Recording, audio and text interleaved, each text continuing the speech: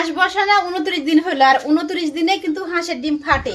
তো দেখি দিনে হাঁসের ডিম ফাটাইছে কি, ফাটলে পারে তো এই তেনারপুর বসায় দিব, নাহলে বাচ্চাগুলো জাবড়ির ভিতর মুখ খুশে মরে যাবে। কিন্তু দেখি বাবা ফাটিছে কি ডিম, দেখি কালকে 1 মাস হবে বসে নেই। ওয়াও ফাটে গেছে গো, দেখি তেন সব মুখ ফাটে গেছে, দেখো সবগুলারই মুখ ফাটেছে, দেখো এ দেখো সব কুড়িয়ে দিয়েছে। কালকে বাচ্চা পেয়ে যাবো আমি, রাজহাঁসের বাচ্চা, দেখো সবগুলোর কুড়িয়ে দিয়ে দিয়েছে। এ দেখো এ দেখো মানে 10টারই উঠবে। এ তো গেঞ্জিটা আমি ফেলে দিব সুন্দরভাবে, যেন বাচ্চাগুলো উঠে সুন্দরভাবে উষুম পায় মায়ের, আর জাবড়ির ভিতরে যেন মুখটা যেন না যায়।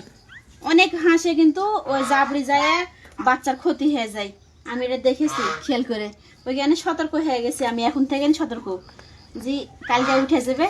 আলহামদুলিল্লাহ কালকে আমি বাচ্চা পেয়ে যাবো, 10টা বাচ্চা।